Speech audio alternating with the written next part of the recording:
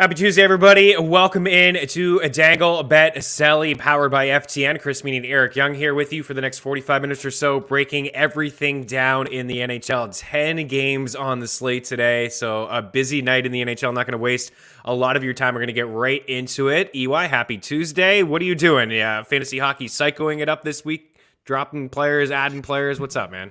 Yeah. You know, you're always on the move. I'm pretty sure on the last show I talked about Rasmus Anderson, player from Buffalo. Not many people know him. I didn't really know him. Have him in a bunch of my leagues with Olofsson out. He's getting some more time on the power play. He's got 4 assists in the last 7 days. He's shooting the puck. Look, Buffalo's not a great team, but there's still players that are going to score. That's a guy to look out for. And Nicholas Roy, the defenseman from Vegas, is a guy that I'm keeping an eye on and adding. He's been playing quite a bit. He's got a goal and 4 assists in the last 7 days, 10 shots on goal.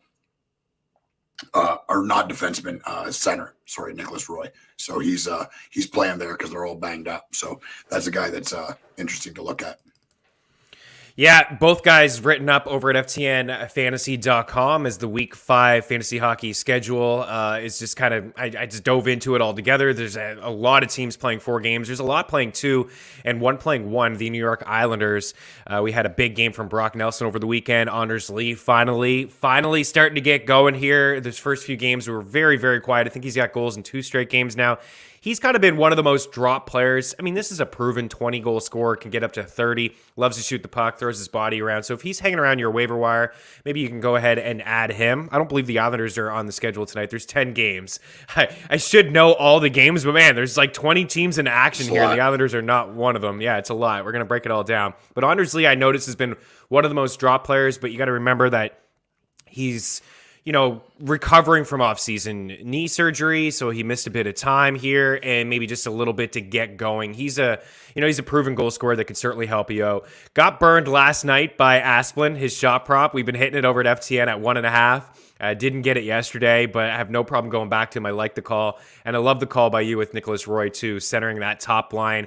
There's a lot of guys missing in Vegas right now, and it's going to be some time before they get some of these bodies back. And Roy is, he's shown great chemistry with Riley Smith and Jonathan Marchessault. So there's a couple good pickups there. And we'll talk fantasy hockey, your season long throughout. If you're hanging out with us live, you can ask any question that you have here in the YouTube section. Please smash the like button, and I'll get to any questions that you have. If you're watching the replay over at ftnbets.com or on our YouTube page, I'll address those questions before a puck drop. Just a reminder, please, we're looking for rates, reviews, subscribes, all that stuff over at your favorite listening platform. We've seen a lot come in. We gave a couple betting packages away last week. We're going to do that again. We are going to do that again. I didn't hear from Sharp, you won last week, so if you're hanging out with us, I will double check my DMs and my emails just to make sure we get on the same page here and hook you up with a betting package. But a friendly reminder, over at ftnbets.com/pricing. You want to be part of the FTN fam. You're going to get NHL picks. You're going to get NBA picks, NFL, all the picks across all the sports available to you over at ftnbets.com/pricing. Use the promo code NHL. Save yourself 20%. And also what we just came out with today, Eric, is because the college basketball season tips off today. Take advantage of just the college basketball DFS content, but it's also included in the gold package, which will get you NHL, college basketball, college football, tennis, soccer, and esports all in one. We're calling it the FTN Daily Gold Package. So all the sports included into one. Make sure you use that promo code NHL. Save yourself a little bit of cash because we will have some daily articles every single day over at FTN Daily when it comes to the NHL. All right, so we're 5 minutes in. Let's get after it. Let's do it. Let's start here with your sends. I have the parlay calculator up from ftnbets.com to get the best possible odds. We got Ottawa at plus 245 into Boston at TD Garden to take on the Bruins. They're heavy favorites here at minus 265. Do you see an upset today with Ottawa? What do you think? I mean, I can't lay the juice in Boston, but I'll probably have them in some parlays. I think the Bruins win. Yeah. I'm not laying the juice on Boston either, and look at I can't keep betting on Ottawa to win. I just can't. I can't do it. Logic has got to take over at some point. I still like this team. I think they're going to be good. I still think they're competitive, and I think they've got a bunch of interesting players.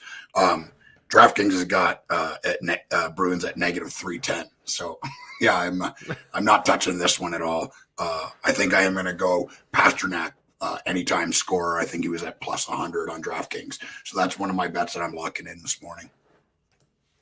Yeah, good call. I mean, anytime you can get Pasternak at plus money. I was looking to get Ovechkin last night. I should have just did it. He scored again, by the way. Like that's he tied Brett Hall for fourth all time, but he was minus 110. I'm like, do I give him minus 110 for a goal scorer? I don't know if I could do that, but he scored. Like I think at any time that you can get Ovechkin in around even money and then Pasternak at plus money, plus 100 to score a goal, I think is fantastic. And 3.5 shots. Like let's just put him on the board right now. Pasta, 3.5 shots. We got our guy George Z hanging out with us. George, I'll give some shot props at the end for Mean Streets. We'll at the end of the show we'll give our favorite plays throughout, as we always do. We talk about them throughout, and then we'll recap with our favorite plays. But we got to put Pasta on the board. To get 2 points, he's plus 170. I think that's I think that's decent as well. I do believe the Bruins roll here from a DFS standpoint. There's still a few guys on this Boston team. I mean, Patrice Bergeron's price on DraftKings has jumped up a little bit. This is the first time since opening night where he's been 7K. He's 7.4, so he's a little bit expensive, man. He was mid to low sixes last week. When he scored 4 goals, he was written up over at FTNDaily.com as a 6'3" player on DraftKings against the Red Wings. There are guys that you can get. I mean, there's 10 games. I don't think you need to really worry about ownership. I think if you're playing cash, even in tournaments, like Pasternak and Bergeron are guys that I would start my rosters with. But if you're playing in tournaments and you're looking to, get some value across the board, Charlie Coyle. How do you feel about Charlie Coyle, Eric, at 4.3 on the second line, and Taylor Hall's 5.2? And your former guy, Craig Smith, not doing a whole lot. I mean, he's got 0 points here, but he does like to shoot the puck, and you know how streaky he is. If this second line gets going against Ottawa, it's obviously a good matchup against Ottawa's second line, and they're at home here. That line's affordable. Craig Smith's 2.7. That's a bit out there, but Taylor Hall at 5.2 and Charlie Coyle at 4.3. I mean, that's not a bad duo in tournaments. Yeah, we talked about Charlie Coyle last week. I brought him up. Big guy, can really skate. Was supposed to be, the next kind of big centerman in Minnesota, and just nothing ever transpired there. I feel like he's gaining confidence. He's playing up. He's playing in a top 6 role, centering 2 good players. This is what Craig Smith does. For a week, he'll look like the greatest player other than McDavid in the NHL. And then for the rest of the time, he's invisible. He did this his entire career in Nashville. I don't know. He's just one of those super, super streaky players. When he starts to feel it, it's just like the pucks just go in. Relentless on the puck, hard worker. But yeah, I'm not touching him. I like Hall and I like Coyle if you want to save, though. It's Smith. When he scores, he'd be going back into my lineup because, you just ride him until he stops again. But right now, he's invisible. He is, and this may just be the matchup for him to break out. We have the Senators, who have allowed the second most shot attempts at 5-5, the second most shots on goal at 5-5, 3.02 goals against per 60 minutes at 5-5 is the 4th most highest mark as well, and their expected goal rate is inside the top 10. And just talk about scoring chances against. This is a team inside the top 10 in scoring chances allowed, and inside the top 15 in high danger chances allowed as well. So a pretty decent spot here. We both like the Bruins, and maybe an opportunity to get them on the puck line, but with so many teams on the board here today, we probably don't need to get too cute with that sort of stuff, but they are heavily juiced to the over, or just on the money line. The total here is at 5.5. We'll stay away from it. I don't know who's starting in net for Ottawa, but my goodness, if it's Matt Murray, like I mean, the Bruins may score 5 goals on Matt Murray. Like, he looks so bad. Right. Jeremy Swayman's locked in. They're in trouble. Yeah, they're in trouble. Swayman's locked in, but he's the most expensive player on DraftKings. That's an easy fade. We talk about that all the time. Don't spend up at the goalie position. 8.6. Like, yeah, he's going to get a win. He's a good cash game player, but you're not going to have a good balance in your squad if you spend all the way up for goaltending in Swayman. Okay, all right, we're ready to move on. I do like, on the other side, I like Drake Batherson. He's a guy that I've been flirting with here and there in my parlays. He's at plus 140 for 2.5 shots. I probably won't put him in there. We do have some people hanging out with us. Other than our guy, 3 putts for par, George, we got Troy, who is, I think, he's been hanging out with us for all the shows. The Rangers, yet again, are saved by their goaltender. Something, actually, we talked about before we got on, right, Eric? About Igor Shesterkin and Tino running the show here for us, diving into some Rangers stuff. Shesterkin's been unbelievable, man. He's the difference maker, I think, for the Rangers this year. Yeah, and I think the Rangers should be a better team. You mean, like, they've got good players at all positions. Norris Trophy winner Adam Fox, he looks incredible again this year. I mean, Lafreniere is a number 1 draft pick, and he's playing on the 4th line. Not a lot going on for him, but Kreider's a good player. Zibanejad's a good player. Panarin's a top 10, maybe top 5. They should be way better. That's my opinion. But yeah, I like the Rangers, and I think they'll improve as the year goes. We got Cam McMahon hanging out with us too. Season-long question: what do you do with Koskinen? Is it stupid to drop him with Mike Smith on my IR? I wouldn't drop Koskinen. I mean, he's rolling. The Oilers are one of the best teams in the league. He's playing pretty good, and he's getting the goal support to get those W's, right? I mean, he's locking up wins because the Oilers are scoring 4 or 5 goals a night. I have Mike Koskinen, I actually do have Koskinen on a lot of my teams. I think I just got lucky because I drafted Mike Smith really late, and he went on IR, and it was just the immediate pickup was just, okay, I'll just get the starting goalie in Edmonton. I don't know if I fully understand the question, Cam. Koskinen's healthy right now, and Mike Smith, I think he's close to returning. I think it's a duo if you can afford to keep both. I think you continue to roll with Koskinen. I think he's earned himself some starts. It's probably going to be a split here moving forward. And, Mike Smith's a lot older, and he could go back on IR. He could struggle. Koskinen could be the goalie for Edmonton. I think that's their Achilles heel. Like, they need the goaltending. I mean, they have no issue scoring goals. They're like 50% on the power play, by the way, which is ludicrous. Crazy. Vegas, they were 15 for 30 at, I think, some point over the weekend. And Vegas hadn't even scored a power play goal yet. And I don't even know if Arizona gets 15 power play goals all year. But that team is unreal.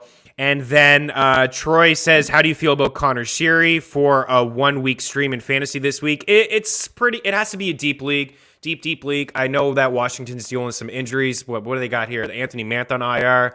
They got TJ Oshie, who's week to week. The streamer that I wrote up for Washington over at FTNFantasy.com in my article was Lars Eller. It's not fantastic, but Backstrom's not ready to return. Getting a lot of ice time, playing on the second line, getting some power play time.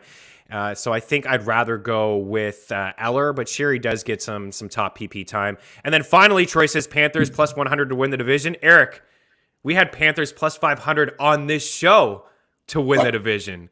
So we can definitely back the Panthers plus 100. Time now to get in on them. We called them at 24-1 to win the Cup. They're now 7-1 to win the Cup. Doesn't mean they're going to win the Cup, but I still think there's some value. We both really love the Panthers here today. Keep the questions coming. We'll address them throughout the show. We want to keep things moving along here. We'll go game number 2. We have the LA Kings. They won last night in Toronto against the Maple Leafs. The Leafs, again, just always heavy favorites. I have a hard time betting on them on the money line. And then the Habs are favored here at minus 128. I don't know, dude. Like, this is pretty easy for me. I know LA played last night. Calvin Peterson's going to be in net for the Kings tonight. I think he's the better goalie than Jonathan Quick. How about Dano last night? This guy just owns the Leafs. He's looked good, man. He does own the Leafs. And I was thinking about like Leafs. Like, this is because I'm the hockey psycho. I'm watching the game last night, and I'm thinking about the centerman on the Maple Leafs saying, like, man, we thought we were going to get away from this guy. We had to play him a million times last year, and now I'll be freed up and not have this guy following me all over the ice, screwing up everything I'm trying to do. And he scores. Yeah, I mean, if you're a Toronto center and you see him on the other side, you're irritated because you're just not going to get anything done. He's one of the best defensive centermen in the league, and now he's getting it done offensively in LA. This is another team that's, man, like, they're young. They got a bunch of players that are kind of unknown, but they look really good. Athanasiou looked really good last night. Man, he's so fast. It's crazy, man. He's probably one of the fastest guys in the NHL other than Connor McDavid. I'd like to see that race. How about Connor McDavid's goal the other night? Like, I mean, how many times have you watched it? 10, maybe 12. I mean, it doesn't, I can barely skate and hold onto a stick. And there's that one still picture of him, and there's 4 players around him, and he goes through all of them and then scores. It's insane. It's insane. If you've ever been on skates, even just been on skates, skating around, you understand how difficult that is to do. I think what was the best part about it was his expression after. Like, he just seemed so shocked that he just did that. Obviously, it was a big goal. It was a big moment. He had no big deal. Down by a goal, he just went through 4 guys and deked the goalie out. But I think he was like really shocked that he scored that goal and was able to make that happen. But yeah, he's impressive, George. Look at the smile on Meaney's face after that Leafs L. Yeah, not gonna lie. I mean, the Leafs losing puts a smile on my face, and I root for Philip to know. I mean, I think the Canadians. I think they should have kept an O. I mean, it's a lot of money to spend on a guy who doesn't score a lot of goals. But last night, what do you have? 2 goals, had an assist, 7 shots on goal. This is going to be his homecoming here at Montreal. I'm not saying to play him from a DFS standpoint, but what I've noticed from the Canadians is the second line in LA has really just had their way with Montreal because you're missing Danault. Nick Suzuki's playing that top role. He's playing against the top players. And then there's just a huge hole in the center of the ice. Losing Danault, losing Jesperi Kotkaniemi. Christian Dvorak is questionable here tonight. Jonathan Duran's been playing center. He's questionable. So I'm looking at LA's second line. I think LA is definitely in play here today. I love them plus money. I think, Calvin Peterson at 7-4 and DK, I think is a tremendous play. The Canadians are not scoring any goals. And I look at LA on DraftKings. I have no problem getting up to Kopitar at 7-6. Arvidsson's out. Dustin Brown burned us yesterday, shot prop. I have no problem going back to him at 2.5. He hits most times. Alex Iafallo is in play at 4.9. My goodness, man, there's a lot of value here on LA. Like, are you saying you're not going to have any exposure to Philip Danault at 2.9? He just had 39 DraftKings points against the Leafs. He has points in 3 straight games, 5 of his past 6. Man, this guy's in play tonight. Yeah, I agree with that 100%, man. I'm going to put down a sizable bet on LA to win. I love it. I've got Kopitar because he looked unreal and didn't get a lot going, but he looked unreal last night, was all over the ice. He's such a good player and so fun to watch. I'm going him to be an anytime scorer, and I'm going to put in some lineups when we get done here in DraftKings, and it's going to be built around the LA Kings for sure. Yeah, not getting a lot of shot props. I mean, we're coming at you kind of early on a Tuesday here, so there's not a lot available. But I mean, FTNBets.com going to have a lot of shot props in there. Going to talk a little bit more about it on Mean Streets here. But I'm seeing Anze Kopitar. Like, I'd like to get involved with Kopitar to have a couple points here. Plus 300 to have 2 points, a 2-point night. I don't think that's ludicrous. I think LA gets 4 or 5 goals. They already played the Habs a couple weeks ago, and they smashed them. Like, Montreal was never in the game. Brendan Gilden's hanging out with us. Josh Allen equals throw up emoji. It's not even all Allen. Like, I think Allen's a really good goalie. It's just, they're missing Weber, they're missing Edmonston, they're missing Danault. They've got other guys here that are not in their lineup. I think the Kings roll as well. We don't need to spend too much time, but there's a lot of value, guys, on the board here. As I said, the second line has had their way with the Canadians this season. There's a lot of holes. So don't ignore Danault, especially off that, it's not chasing. I don't think it's chasing from what happened last night. 2-9, revenge, whatever, but 2-9, and then Iafallo is 4.9. I think those are 2. But if you can get up to Kopitar and Brown, and then one more guy I'll throw out here is Matt Roy. Matt Roy, 4.3. His price has gone up a little bit, but 4.3, logging a lot of minutes. No Walker, no Doughty on that blue line for the Kings. Yep. He's on that first power play. He picked up a couple points against the Canadians in that game that they played him a couple weeks ago, and one of them was on the power play. All right, that's it. We both like LA. We like Brown for shot props. We like Kopitar to have a night. Get in on the Kings, Peterson, and net. We'll move along. It's depressing to be a Habs fan these days. Carolina and Tampa Bay. The Hurricanes plus 126. Tampa at home minus 134. We have a total here of 5.5. We had the Hurricanes the other night played Florida, and man, I thought the Panthers really had their way with them at the first period. They're up 4-0. Carolina came back late and made a game of it, but that was pretty impressive that what Florida was able to do without their number 1 center in Barkov and number 2 center in Bennett. I think the Hurricanes can bounce back here. I'm pretty interested in them actually plus money 126. What do you think? Yeah, I'm interested in that as well. I mean, I think their only loss was to Florida, and we all know what me and you think of Florida. Tampa Bay they're not the same. I mean, they're starting to figure it out, and they're better than they were at the start of the year. But yeah, I mean, for me, DraftKings has gone at a plus 110, so I'm probably going Carolina to win here, and I'm going the under. 6 is a lot. I mean, I like the goalies on both sides here. Yeah, 6 is a lot. We don't have any confirmation in net, but I would assume it's Vasilevsky and Frederik Anderson. You know, Vasilevsky's been super cheap. I played him the other day against the Leafs. Man, he was like 30 seconds away from a shutout. He was 7-5. His ownership was sub 10%. Nobody was in on him. Everybody was playing Toronto. I think it's always interesting to play the goalie against, you know, the chalky stack of the night. Obviously, there's a lot of risk, and it's only for people who play in multiple lineups and, you know, larger fields. But also Vasilevsky, again, like 7-9. He's going to go under the radar here. Frederik Anderson is he's 7-5. He's pretty interesting. I agree. I like Carolina. I don't think there's going to be a lot of offense, so I'm not really I don't think I'm going to play them in DFS. You know, I really like Svechnikov overall as a player. I know he's burned us a couple times and a couple times recently, but he's cleared 2.5 in 3 straight games. He went through a 2-game stretch where he only had 2 shots, but this is a guy who, you know, he's always among the leaders, Eric, in shot attempts, and he's inside the top 20 in shot attempts at 5-5. He's on that first power play unit. I got to put Svechnikov on the board at 2.5 shots here. Put on my little notepad. Anything to add? Move on. There is Cirelli. I will throw out Cirelli as a deep league guy to pick up in fantasy. I don't understand his ownership is like sub 30%. He's got 9 points in 11 games. He's getting so much. He's getting so much ice time too, Eric. Great player. I mean, he's just an unbelievable player. If you watch the games, I mean, he stands out. I mean, every time he's on the ice, something's happening, and it's usually something good. So yeah, the fact that his ownership is that low is criminal. He should be owned all over the place. Yeah, Sam Telesco hanging out with us. Where are you both broadcasting from? EY's in Nashville, and I am north of the border in Nova Scotia, far east. Technology is a beautiful thing. Sammy, where I'm at.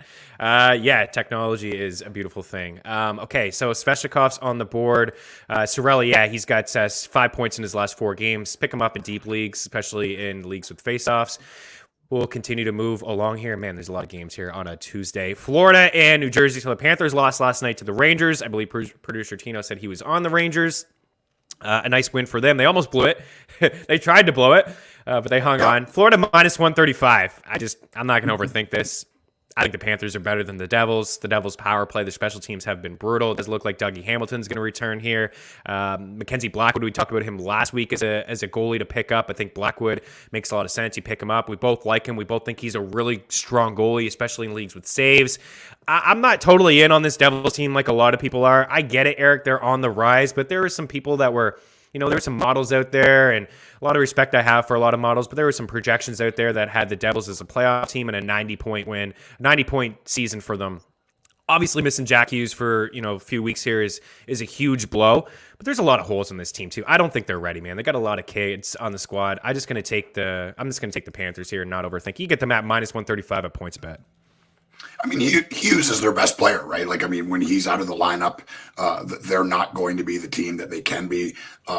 I thought that they would be way more competitive this year with the addition of Dougie Hamilton, Hughes taking a step forward, Hischier being healthy and being a big part of what this team wants to do. I think they're going to be improved. I think they're going to be competitive, but I think they're going to really struggle to make the playoffs. Yeah, me too. I don't think that they're a playoff squad. So even though on a back-to-back here, I don't know what Florida will do in goal because Knight played last night. Bobrovsky, I think, was close, so maybe he could go here. He's unconfirmed. I don't know what they'll do. I'm not totally worried about it. I know it's a back-to-back on the road. I'm just gonna take the Panthers and not overthink things. There are a couple guys that we could toss out from, you know, a DFS perspective. There, you know, Huberdeau is 5'8". I don't understand the price on that. I know he's not off to a great start, Eric. Actually, he's got 12 points in 12 games. But he's not a big volume shooter, and he doesn't score a lot of goals. So I think that's why, you know, he's priced low on DraftKings. Like, he's only averaging 8.9 fantasy points per game, which is not fantastic. But he's underpriced. Barkov's 7.2. You got, how about Anthony Duclair? How about our guy, Duclair? 12 points in 12 games, 8 goals. An unsustainable 30% shooting rate, but, you know, he's crazy, too. Playing on the top line, but he's not playing any power play time. So, like, I mean, like you said, it's unsustainable. He's not playing a ton of minutes, and he's not playing important scoring minutes, like on the power play. But, I mean, anytime you're going to play on the top line with those guys, I mean, you're going to generate points. Plus, with his speed, I've got him in a couple places, but it'll just be like he'll cool off. He's kind of Craig Smith light, where he'll heat up and do a bunch of stuff, and then he'll be invisible, and then he'll be the most added, then the most dropped, then the most added, then the most dropped. This is what Duclair does. We've been riding this boat for a while. Mm-hmm. Mm-hmm.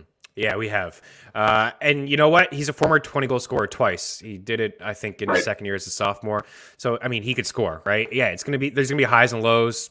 I mean, you could consider selling him high if you want. I don't know what you could get. Maybe you can package him in something else for somebody. But you just ride this thing out. I mean, the Florida Panthers are awesome. We love them. They're going to score goals. He's playing on that top line with Barkov. Absolutely. I like the call. I think Florida's very, very interesting today. And keep an eye on Sam Bennett.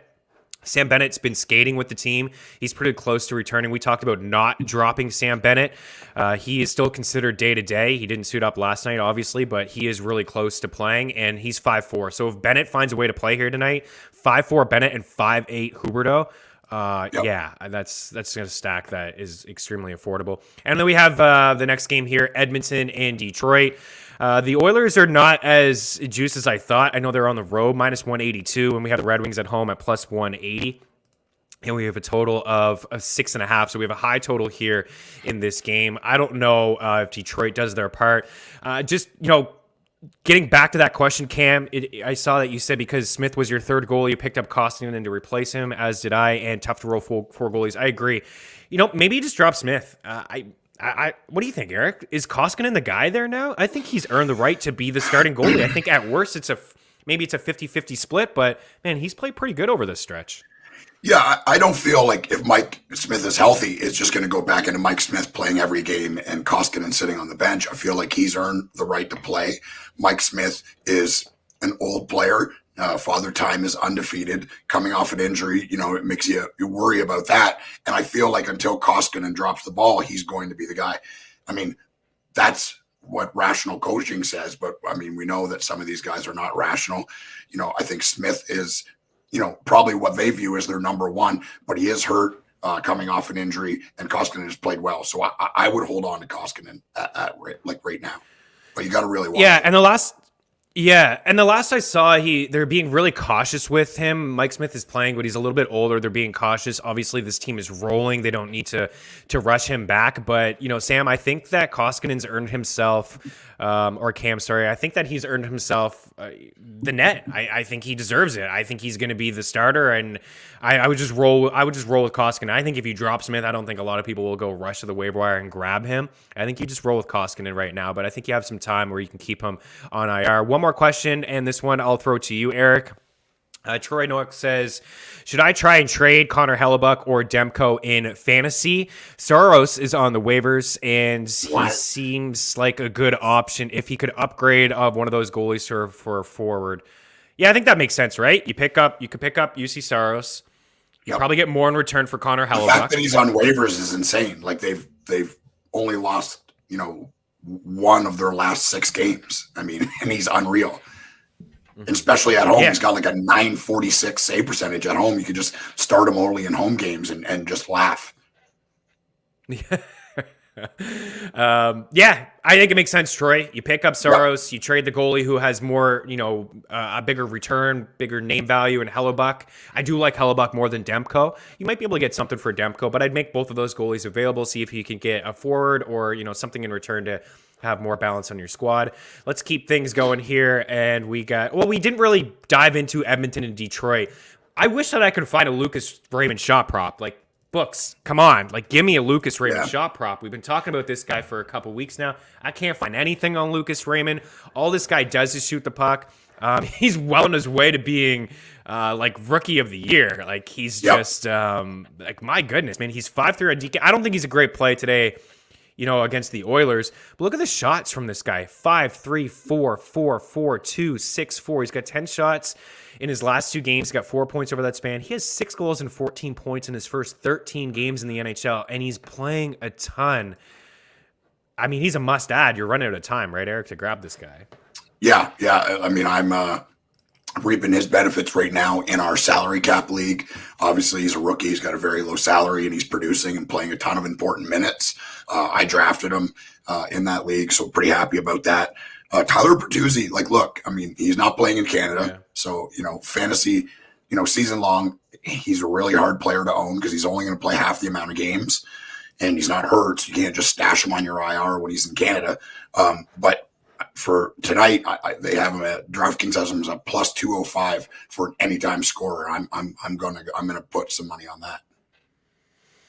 I like it. I'm trying to find, just give me a sec here. Calder Trophy. Like, where's this guy? He's plus 275. Missed the boat. Plus 275 is no good. It's no good. But I do think he's kind of a clear runaway. I still like Spencer Knight at 14-1 to win the Calder. I put him in the bet tracker at 10-1. I'm 14-1's pretty solid. If anything happened to Bobrovsky and this guy they just rode him into 30 plus wins, I think he would definitely be in the conversation. But Lucas Raymond is certainly on his way. Guys, I have no problem if you want to get like Edmonton. Obviously, going to be pretty chalky tonight from a DFS standpoint. McDavid's 9-2. Draisaitl's 9-1. Draisaitl has got 23 points in 10 games. McDavid, I think, has 22 points in 10 games. Like, these guys are just unbelievable. Nugent Hopkins, I don't understand what DraftKings is doing. FanDuel has had Nugent Hopkins priced in the mid-7s. I don't get this. I don't understand it. Like, can you explain it to me? He's got 14 points in 10 games. He's never been above 5'9" on DraftKings. He was just 5'9" against the Rangers, and now he's 5'6" in a much better spot against Detroit. He's got points in 8 straight games and 14 over that span. The only thing that I can say is that he has 0 goals. He doesn't have a goal yet. Guys, it's coming. Like, he's going to score. He's a proven goal scorer. He plays with one of the best pass-first guys in the NHL, Leon Draisaitl. He's got a power play point in 5 straight games, and he's had at least a power play point in 8 of his last 9. I mean, this guy is on a run, and he's completely underpriced. He's an automatic play in DK. He's like a cash game core play. He's a tournament play for me. On the other side, I like Hyman at 5'8". I like Jesse Puljujarvi at 5'1". In larger fields, Kyler Yamamoto is 2'7". So that you can get involved with the Oilers here tonight. It's hard to fade McDavid or Draisaitl. If you play Draisaitl, I would play him with Hopkins. If you play McDavid, I would play him with Puljujarvi or Hyman.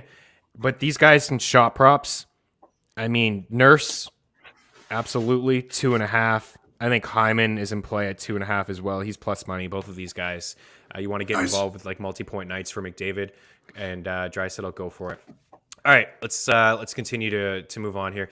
St. Louis minus 112, and then the Blues are plus 100, or the Jets are plus 100 at home. So they're home dogs, and the Blues are not playing themselves. They're playing in Winnipeg, and they're minus 112. Don't have confirmation on Connor Hellebuyck, so he has been banged up a bit. So I don't know if he's going to play here. What do you make of this game? Who do you have a lean to? And, man, talk to me about your love for Kyle Connor. Yeah, I've got Kyle Connor as a anytime scorer. It actually was on DraftKings was actually a pretty decent bet. Let me see here and pull it up what it was. Plus 145. I mean, this guy he's elite. You mean, like, I know he's not the most exciting name, and not the most well-known player, but he is an elite forward in the NHL right now. Is playing unbelievable. I like Winnipeg to win, but I would be really watching. If Hellebuyck doesn't play, it could go either way. I mean, that's just how the Winnipeg Jets roll. He plays most games. Any game that Hellebuyck plays, they can win. If it's Comrie, they usually lose. So that, I would stay away. I would stay away from that, but I love on DraftKings the plus 145 Kyle Connor anytime scorer. I'm locking that one in. Yeah, I mean, he's been shooting the puck so much, and he's been scoring pretty easily. I'm just looking up Connor Hellebuyck. The latest I have is that he practiced yesterday. He was dealing with an illness, and Paul Maurice, head coach of the Jets, is unsure if he is going to play. If he doesn't play, I believe the over would be in play here. I'm just assuming it's at 5.5. I like the over anyways. I like the over no matter who is going to play between the pipes for the Jets. We always throw out Connor and Ehlers. These guys are super juiced now, and Connor's been at 3.5 in some books. I think if you can find on DraftKings Ehlers, he'd probably be around minus 170, 175. It's really high, but I'm still fine with putting him into a parlay if you can make that work. On the Oilers side of things, I have a hard time with anybody from a shot prop standpoint. I know David Perron's usually plus money. You could take shots on him. I don't know if we need to go there with 10 games. Like, I already have 15 guys written down for shot props. But he's a guy that logs a lot of minutes. He's got 6 goals in the season. He has cleared 2.5 in 3, 4, 5, 6, 7 of his games so far this season. So he or Tarasenko would probably be better bang for your buck as opposed to Conor or Ehlers, but I like Conor and Ehlers a little bit more. One more guy that I will throw, Eric, we've been talking about him quite a bit here on this show, is Pierre-Luc Dubois. 7 goals and 7 points here on the season. His shot prop has been at 1.5 all year, and he's cleared 1.5 in 5 straight games, and he had 1 game with 7 shots on goal. So he's playing a lot. The ice time has been significant for Pierre-Luc Dubois. He's playing with your guy, Kyle Conor. We can just call him our guy, right? We can call him friend of the show, Kyle Conor. Everyone loves him. Yeah, everyone's welcome. Everyone watching, listening. Yeah, Kyle Conor. Everyone's welcome on the Conor pain train. Let's go. We do have one question. Is I just auto bet Peg as a home dog? Is that wrong? No, I don't think so. I mean, Winnipeg at home, Eric, plus 100. We like this Jet squad. They're pretty solid. Yeah, it's definitely not bad. I feel like I'm not doing it because I can be risk averse when I'm not betting on the Ottawa Senators. But for me, if Comrie plays, I just can't put money on Winnipeg to win. He's, I'm sure he's a great guy, man, but he is a not good goalie. He is a great guy. As I mentioned, I think last week my buddy in Winnipeg golfs with Comrie pretty often. So he says he's a really good guy, down to earth. I think he had a shutout the other night, Eric, and I think when we chirped him, he had a shutout. No, he let one in. He did play the Blackhawks, though. It was the Blackhawks, right? They're a mess. He did okay against the Islanders the other night. It was a 2-0 loss at home. Okay, nothing really else to add, I don't think, from this game, besides the fact that we do like Winnipeg here from a DFS standpoint. Did you see the price? I don't know if you checked it out. Blake Wheeler, I mean, he's not doing anything. He's got 2 assists in 6 games, but he's 3-2, and Mark Scheifele is 4-9. But Scheifele doesn't look like he's going to play. I mean, he's questionable. It looks like he avoided a significant injury, which is good news. But Pierre-Luc Dubois is your play in DraftKings. He's 5-2. I think he's like over 7 over on FanDuel. All right, 4 more games to get to, and we'll recap everything. I got way too much on this sheet, Eric. All right, Pittsburgh and Chicago. Pittsburgh minus 124, and the Blackhawks at home plus 110. And the Blackhawks are a mess. I can't believe that I thought this team would be in the conversation for like a wild card spot. I could have been more wrong, and I'm ready to chalk that up as a huge L as we. They're a mess, and then they got all the other stuff going on. I don't care what you say; it's a massive distraction. People are asking you questions that aren't hockey related. You mean like it's just the unfortunate truth for them. Unfortunate for the NHL. I mean, even more unfortunate for the people involved in it. It's sad that it happened, and the Blackhawks, they're a mess, man. They're a mess. I mean, GM's gone, coach is gone. There's still some good. Patrick Kane is still Patrick Kane, obviously. There's a bunch of interesting players, but I don't know if there will be a point this year where I bet on them to win a game. Oh wow! Unless they play Arizona. Yeah, unless they. Who have a win, and they just beat Nashville, Chicago. But yeah, Colleton's gone. They fired him. Maybe they get going here, but I don't feel like they have the personnel. I'm definitely in on Kane. I know he didn't get the 3.5. He didn't get the over 3.5 the other day. He had 3. He's got back-to-back games of 3. But man, he's got 2 games over. Actually, he's got at least 6 shots in 3 games this season, and he's just such a volume shooter. Do you have a feel? Will you bet Pittsburgh then? I mean, I have a hard time betting the Penguins too, even though they're really, really good. Yeah, I have a hard time betting them too. I mean, definitely not to win. They're like a minus 130. Maybe in like some like kind of like wild parlay or something like that, I would include Pittsburgh because I think they win. I mean, it's just like this has been their thing with as long as Sullivan's been the coach. It doesn't matter who plays. Like they're hard. I mean, they play hard. Players coming up from Wilkes-Barre, you don't even know who they are. They're playing top 6 minutes and scoring goals. It's crazy. It's crazy. But that's a team the complete opposite. Like I won't bet against them to win or to lose. Right. What about Brian Rust? Can we get Brian Rust back in our life for shot props? I think so. I think we got to put him on the board. They need him. He just returned. He had 6 shots in his last game. His game before he suffered an injury had 4, so he's only played 3 games, and he has 13 shots. So he has cleared 2.5 shots in all 3 of his games. Let's see what do we got. Of course, we don't have shot props available for Brian Rust, but man, I gotta think that he's gonna surface. He's been he was available all last year. He was a go-to guy for us, and he was a go-to guy for us at the start of the season. And you're right. They need him, so the ice time is definitely going to be there. I think, honestly, he may be pretty interesting from a DFS standpoint. He's 5K. That top line, if you're going to get involved with the Pens, it's Gensel at 6'8", it's Russ at 5K, and it's Jeff Carter at 6'3". It's expensive. Maybe you want to take Russ as a potential one-off. I'm in for that as well. But Brian Russ for me, or Patrick Kane at 3.5. Those are the guys. San Jose plus 190 on the road to take on the Flames at minus 200. I really like this Calgary team. I don't really have a lot of negative things to say about Calgary. We've talked about them a lot here already on this show, like a bounce back season for them. Sutter, his first full season back with the Flames last year. He's kind of just thrown into it. Things are working out here for Calgary. Markstrom, I don't know what there is to say about Markstrom, but he's got a 1.65 goals against average and a 942 save percentage. The guy's got 4 shutouts on the season. Not bad. 3 shutouts in his last 5 games. Sure, you want to play this guy? Absolutely. But keep in mind that he is 8.5 on DraftKings, so he's pretty pricey. Anything that you like from this game? I mean, Calgary's in play, but I mean, minus 200 is really tough. I love this Calgary team. I love watching them play.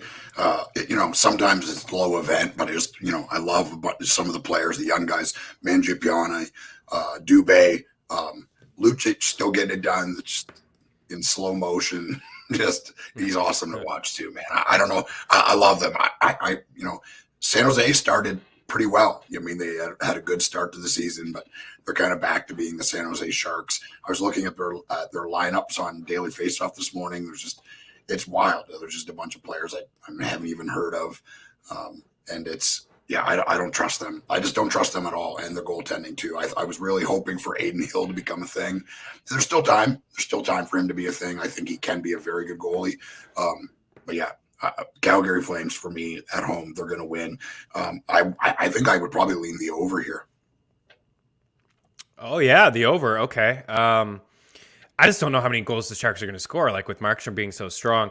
Yeah, I think with San Jose right now, like Timo Meier's on IR, Erik Karlsson, Kevin Labanc, Marc-Edouard Vlasic, Matthew Nido. Like there's a lot of guys that are missing from their lineup right now, so it's tough. I mean, you look at their top line, they got Nick Bonino on the top line alongside Logan Couture and Jonathan Dahlen, who we like, but Nick Bonino is not a number one. Like he shouldn't be on any team's number one line. Yeah, I don't know. Like Coleman's kind of cooled off, so we've kind of shied away from Coleman. If you're looking for a shot prop from this game, it's probably Matthew Tkachuk, but there are some guys that I like overall. Let's say Rasmus Anderson is a guy that we both like. He's kind of hanging around waiver wires. He's got 7 points in 11 games, and a majority of his points have come on the power play, especially lately. He's got 4 power play points over the past week and a half, and that power play looks pretty good in Calgary right now. They're scoring goals, so I would start with him. One guy that's been pretty good lately, it's Sean Monahan. I can't suggest playing him.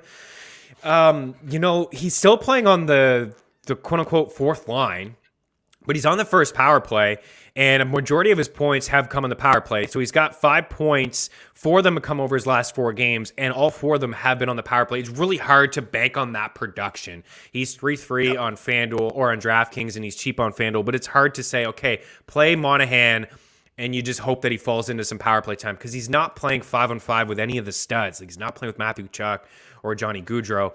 I think Elias Lindholm and Matthew Tkachuk and Gaudreau, I think those 3 make for a pretty strong stack. I got to put them here on my list as a stack. Flames on the board and Markstrom. All right, 2 more games. Anaheim and Vancouver. The Ducks are plus 135. The Canucks are minus 145. I just haven't been impressed really with the Canucks. I know that they won their last game. Maybe they can get going here offensively, Eric. But this is a team that hasn't done a whole lot on offense. They've only scored more than 3 goals in 4 of their games. 1 came against the Blackhawks. 1 came against the Kraken. They just scored 6 on Dallas. And then the Flyers on opening night, they scored 5. But other than that, it's been pretty quiet. There is one guy that I think is starting to trend up, though. and that's Elias Pettersson. He's coming off a 3-point night. He's got at least 3 shots in 4 straight games, and DraftKings has changed his price because of the slow start. He's, I think, slightly underpriced at 6.2. We've seen a bit of a bump over the past couple of days. He was sub 6 the other day. What do you make of this game? Will you lay the juice on Vancouver, or do you think upset here with the Ducks? Yeah, I mean, it's really interesting. Ryan Getzlaf has been really good, and I think probably in a lot of season-long leagues, he's not owned because he had a really bad year last year. I think he's got 10 or 11 assists in the season already. Like, he's not a scorer; it's never really been his thing. But he's playing some important minutes for the Ducks. Anytime John Gibson plays, Anaheim has a chance to win. They've been a huge surprise. Troy Terry has been all over the score sheet, a guy that is probably very under-owned in a lot of leagues. I searched for him and tried to get him in our salary cap because I know he doesn't make a ton of money. Guys like that are super important. He's been on fire. The Vancouver Canucks have been at the complete opposite end of that. I like Demko as a goalie and as a player. Obviously, Hughes and Pettersson are guys that I love to watch, but Vancouver just can't seem to put it together. And the Anaheim Ducks have been very competitive this year, man. And there's some interesting guys there. And like I said, Ryan Getzlaf, like right now, season long, check for him because he's hot right now. You know what I mean? Ride him while he can. Assist counts too. You know, just because he's not scoring goals doesn't make him not valuable. No, I agree. He's in the FTN fantasy article as well as like a deep league pickup, especially. I mean, if he can provide hits and face-off wins if you want. You're right. He is a distributor. He does have 1 goal, 10 assists, but he's a pass-first guy. But he's such a beauty on the power play. Like, he makes things happen.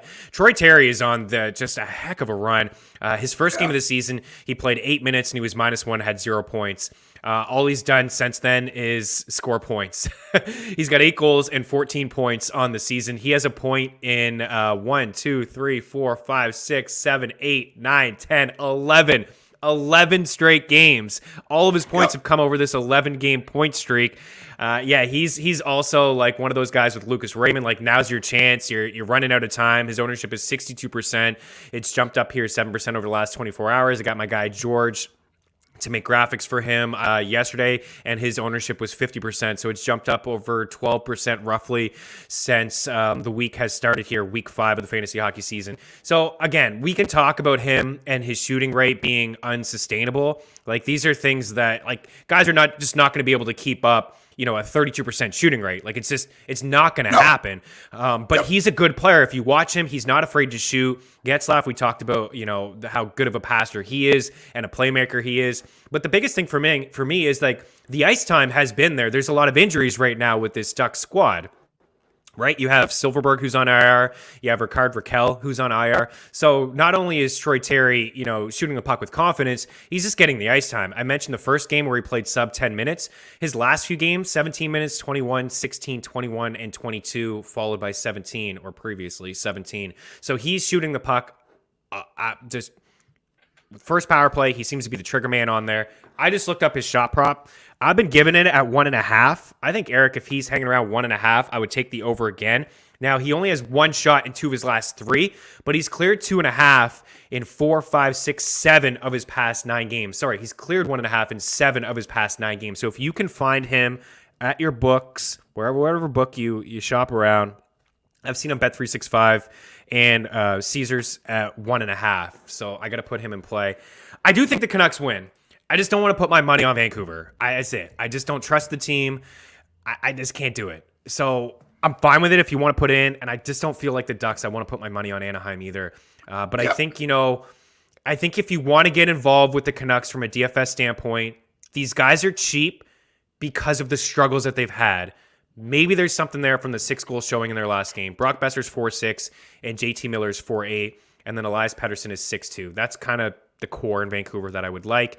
And then if you want to ride this thing out with Troy Terry, I mean, he's 5'9". DraftKings hasn't adjusted his price despite him filling the net. Last game of the night, we got Seattle and Vegas again. The second time these two teams have met this season.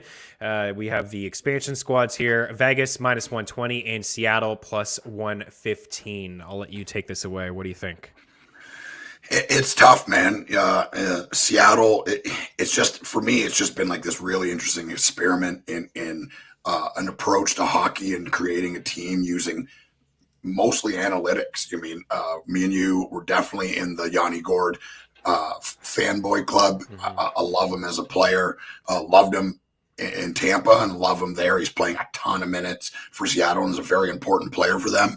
Vegas is really banged up, but some of the guys that have stepped into roles like Roy and a few other players have been playing pretty well. So it's hard for me to decide one way or the other, but I think probably Vegas wins this at home. The plus 105 or plus 115 is interesting for Seattle to win, but I think I avoid this game altogether because I don't know what to make of each team, and mostly I don't know about Vegas just because of all the injuries. I mean, they're decimated. Yeah, they really are. They're hurting. Seattle blew that lead the other night. They gave Arizona their first win. They lost 5-4. One player that's absolutely on fire, and he's very, very streaky, is Jordan Eberle. So Eberle's got 6 goals on the season, 4 in his last 2 games, and he's shooting the puck quite a bit. 4-4, 1-3, 3-4, and 5. Just taking a look. Yeah, he's plus money. So Jordan Eberle is plus 130 for 2.5 shots. You guys know that I like Shea Theodore. He's minus 115 at 2.5. He hasn't cleared it in his past 2, so maybe we come off Shea Theodore. I know. I'll be doing it myself. I'll be playing him, but I don't want to give it to you guys. I want to try to give you guys some better picks. So I think Marchessault's fine at 2.5, but I think Jordan Eberle may be the guy here. 19-20 he played in his last game. He's back on the top line. He was playing on that third line with Ryan Donato and Morgan Geekie, but they got him back up on the top line. He's playing pretty good. He's on that first power play. He's playing the point on the power play, which I like as well. Sometimes people ask, where do you look for shot props? And I take a look at power play, volume shooters, and guys that are on the power play and where they're situated on the power play. Are they going to be in the half boards? Are they going to be on the point?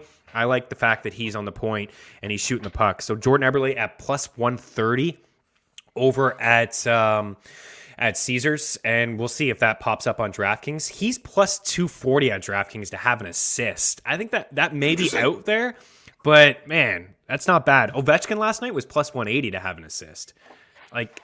Books just assume he's a sniper and he's a goal scorer, but the guy could fall into an assist on any given night. I mean, he doesn't come off the ice. I mean, like last night is the perfect example. A beautiful tip and it hits Tom Wilson and goes in the net. That counts too. It's crazy. It should have been a goal for him. It was a beautiful missed deflection, and then Tom Wilson was just standing behind him and hit his pants and went in. So Tom Wilson gets the goal and Ovi gets the assist. So anybody that bet on that, congratulations. You're a wizard. Nicholas Roy, your guy, 5 points over a current 3-game streak. He's got 8 shots on goal over that span. He's played at least 1757 in 5 straight hockey games. And like we talked about off the top of the show, he's just getting an opportunity with William Karlsson sideline, Pacioretty sideline, Stone sideline. He's getting an opportunity to play on the number 1 line and to play some power play time as well. So I do believe that is the Kraken. They're not giving up a lot of chances, Eric, but they're giving up some goals. I mean, when you allow 4 or 5 to Arizona, I think that's a bit of a red flag. So Marchessault's 5'6", and then Roy is 3'5". So that's kind of where I'd go. There's a lot of value on the board here. Man, I got a lot written down here. A lot. I'll let you take it. Look at the pad. Look at the notepad. Look at the pad. Oh, man. Hopefully some winners there. Are the Blackhawks going to get it together? I don't know. They can't be as bad as what they're showing us right now. We talked about them earlier in the show, Troy. They're going through some stuff. I thought that they would be better than what they are, but they just don't really have the personnel. I mean, I like the addition of Fleury. I like Seth Jones as a player. I know the analytical people are pretty hard on him, and I get it. I understand the contract is probably not ideal, but he's still a really good defenseman in the league. You know what? The Hawks are just... they're just not good, right? That's kind of it. I think that they'll turn around a little bit, Troy. We'll see what happens. Anytime there's a coaching change, I think it could provide a spark for a team. We could see guys it's for players on teams that maybe were in the doghouse. A new coach, it's a fresh start for them. You're going to see players kind of pick it up and try to impress the coach. We'll keep an eye on Chicago to see what they do with their lines, to see if certain guys move up and down their order. But Kirby Dach is one guy that I'm looking for to really take that step forward. He's the upside play. Everybody else, you don't want a piece of from a fantasy standpoint. I'll let you take it away. What do you got on your notepad? My notepad, like I said, DraftKings, I'm going to build some lineups around the Kings tonight, really believing in them. I'm going to look to get Ryan Nugent-Hopkins in there. maybe Pierre Dubois, Troy Terry as well. Those are all pretty affordable players, and I may be able to squeeze them all in. I'm going Kyle Conor, anytime goal scorer. I'm going Tyler Bertuzzi, anytime goal scorer. Anze Kopitar, David Pastrnak, anytime goal scorer. And I'm going the LA Kings. I'm going to go pretty sizable on this one. I got a real feeling about this. I think that they're going to win tonight in Montreal. I love the odds there, so I'm going to put a sizable bet on that one. Good. Okay. For teams, I'm kind of with you on a lot of what you said. I like the Kings. I think there's an opportunity here for Carolina plus 126. I think we could jump on them. Good odds. I like Florida despite the back-to-back. I like the Panthers at minus 135. Anytime we can get the Panthers at minus 135, I think we got to jump on that against the Devils. I like the Bruins to win by a couple goals here. This, I hate giving out puck line plays, but I do like them against Ottawa to win by a couple here tonight. Calgary, I like Calgary too. They're pretty juiced, but I think you can put them into a parlay. If you can go like maybe an LA, Carolina, Florida, maybe that's like a 3-leg parlay that you can get involved with. And then maybe you can do something a little bit juicier with Boston to win by 2 goals. With the Flames, you get the Flames in there, and then you could also put in LA. I think that's, certainly in play. Carolina's not my favorite. Tampa's still a tough team, but the fact that you can get them at plus money, I think is pretty good. If you wanted to do like a crazy out there parlay, which doesn't seem too out there, would be Boston to win puck line, to win by 2 goals. Detroit or Edmonton to beat Detroit by 2 goals on the puck line. And then you can put in some of the teams that we like, LA and Florida. That would be a healthy parlay. That's kind of where I would start. I'm not really feeling any over or unders as of yet. I think, just looking at the board, LA, Montreal, I think is an under. I don't think the Canadians will have a lot of success scoring goals. We could just get like a 4-1 victory from LA. So I like the under there. I like the over in Florida and New Jersey. And I can't do the 6.5 with Edmonton. It's just too much. I kind of have to lean to the under in San Jose and Calgary. I don't think there's going to be a lot of goals scored there. And then Vancouver, Edmonton would be an under for me as well. Shot props, my goodness. I'm going to put a lot in here into the bet tracker, but I'll try to narrow it down for you guys here today. Yes, Seth, fade the Hawks. Fade the Hawks. Don't play the Hawks. Shot props. Let's start with Pastrnak, 3.5. Andrei Svechnikov, 2.5. Brian Rust, 2.5. Darnell Nurse, 2.5. Ekblad, 2.5. Barkov, 2.5. I'll kind of just narrow it down and leave it there. But there's a whole lot more guys that we've talked about. We like Pierre-Luc Dubois. We like Patrick Kane. Troy, if you can find Troy Terry at 1.5, I think he's good. That's basically it. Hyman, Nurse. You get Conor and Ehlers. You can put them into some parlays as well. Guys, we're sorry that a lot of the shot props haven't come out yet. Books are slow. Hopefully hopefully things as we progress here into the NHL season, shot props will be available and we can actually give some numbers. I'll give you the FTNbets.com prop shop. It's absolutely free. It's like Google. You type in any player and then you can find all the books that's available and you don't have to shop around. It's right there for you. Eric, we do have to get out of here. Final words from you? No, man. Enjoy the hockey. There are a bunch of interesting games tonight. I know there's a bunch of people in the chat room talking and talking highly of the show and highly of us. And, we can't thank you guys enough. I know Sammy said, I'll tip you guys out, like that. If you feel obligated, you can. That's not necessary. But what is necessary is giving us a 5-star review. Like the reviews, like you've said it, Chris, I've said it a bunch of times. That's what we're looking for, man. Like we spread the word. Give us a review. It helps with the analytics of the show and getting the show higher up and better rated and whatnot. And that's what we're looking for. Yes, it is. If you can do that, Sammy, we don't need tips. Rate, review, subscribe, tell a buddy. That would help this show grow, and that would help us out a lot as well. Stacks, Edmonton, Calgary, LA, Florida. Those are my 4 stacks here today from a DFS standpoint. Also got to include the Bruins. So there's 5 stacks for you from a DFS standpoint. Check out the article live over at ftndaily.com a little bit later on today. Any questions, please hit us up at the Eric Young, at Chris Meaney. Leave the comment there in the YouTube section, and we'll circle back before puck drop. Thanks as always, guys, for taking the time to hang out. Good luck on the ice, and we'll talk to you on Thursday. Cheers.